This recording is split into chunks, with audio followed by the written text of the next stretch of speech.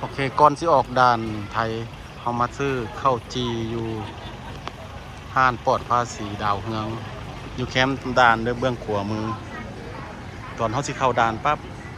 เข้าด่านลาวนี่แล้วมันสิอยู่เบื้องขวามือสิเป็นดาวเฮืองแล้วเขามาสั่งข้าวจีมีห้านกาแฟอเมซอนครับบ่แม่นดาวห้านดาวคอฟฟี่แล้วก็ในนี้สิเป็นห้านเขาขายปลอดภาษีแบบดูดีฟรีมันจะมีเครื่องมีเบียร์มียาสูบมีเหล้ามีไวน์แล้วก็อันนี้เขามาสั่งก้อนละ80,000 กีบก้อนหนึ่งเปิดในเวลา6 โมงเช้าหา18 โมงPMห้านซื้อห้านข้าวจีปาเต้ห้านข้าวจีปาเต้มันมีอย่างแดที่ว่าเวลาเป็นเห็ดมันมีการใส่นะ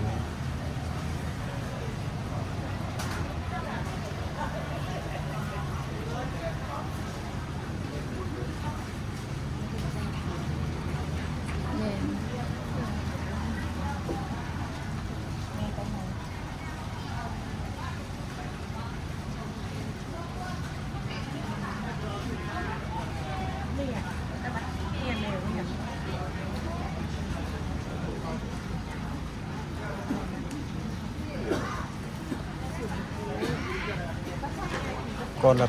80,000 กีบก้อนยาวๆวันแล้วเขามาตัดครึ่ง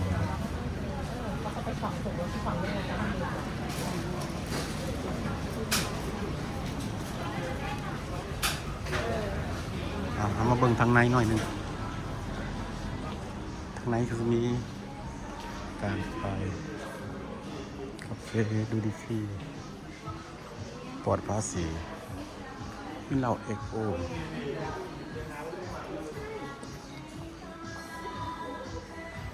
นี่คือกันกับอยู่บ้านเราเลยเนี่ยเราไว้แต่ว่าจะมาเบิ่งตัวสำคัญก็คือเรา XO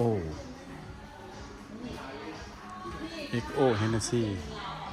250 VSOP 95 ดอลลาร์ Hennessy ทั้งเทิงใน285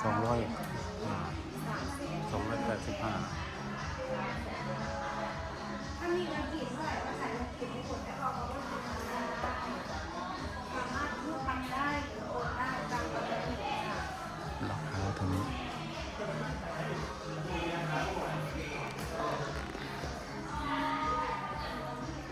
อันนี้ XO Martell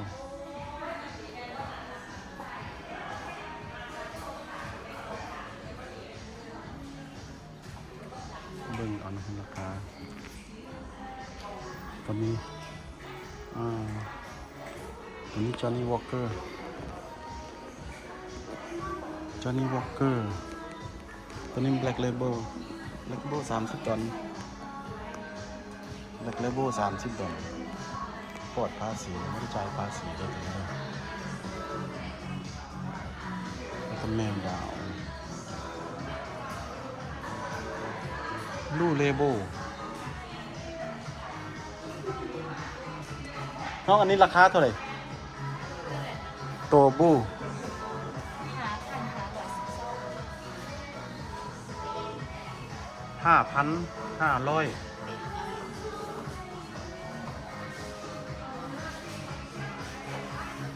ดอลลาร์นี่วะ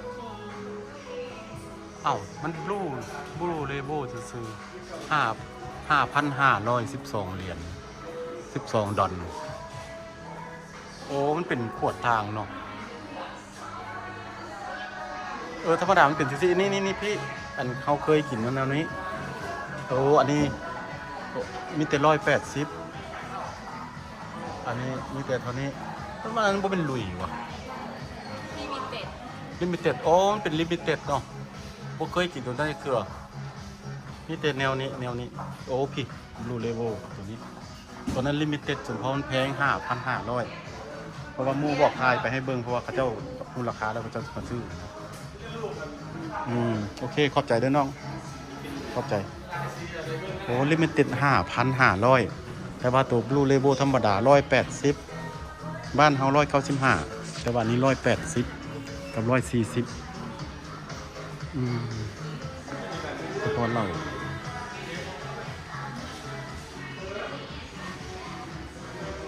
เบียร์ลาวสิแพ็คหนึ่ง6 อัน600 บาทมี6 ป่องเบียร์ลาวก็มีไวน์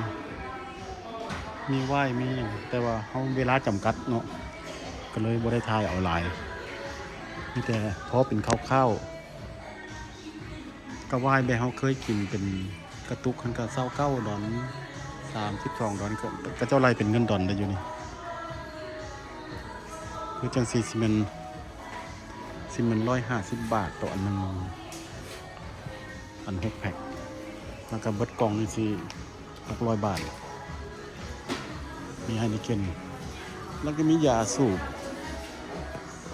บ่เบิ่งหรอกเพราะว่ามันใส่หูบเป็นตาย่านพุ่นมาโบโล29 ดอลตุดหนึ่งมาโบโลลาวนี่ตุดหนึ่ง29 ดอลมาโบโล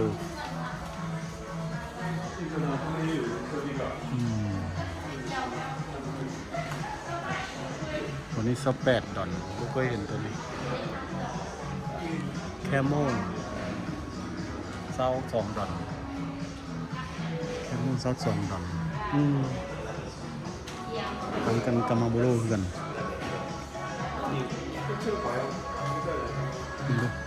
มาโบโลนี่สิคือกันบ่200 บาทโอ้น่าจะ1 บาท200 บาทตุดหนึ่ง200 บาทสมมติถือเลยคือ200 บาทก็มีแต่6 ดอลตัวนี้200 บาทเหรอวะตัวอันนึงนี่วะตัวนั้นคือ28 ดอลลาวเป็นของสวิตของสวิตอันนี้ของลาวของมาเลโอ้มันต่างราคากันของมาเลตัวนี้มาโบโลของมาเลสิ200 บาทแต่ว่าของสวิตสิ26 ดอลลาร์ของสวิตตัวนี้ก็สิขาดคนนึงทั้งซื้อเนื้อนี่ก็26แต่ว่าบ้านเฮาเป็น100 ปลายมันเนี่ยบ้านเฮา150 ดอลแต่อันนี้มีที่26 ดอลอันนี้ของตามของสวิตเอง但国内有些也是很贵的。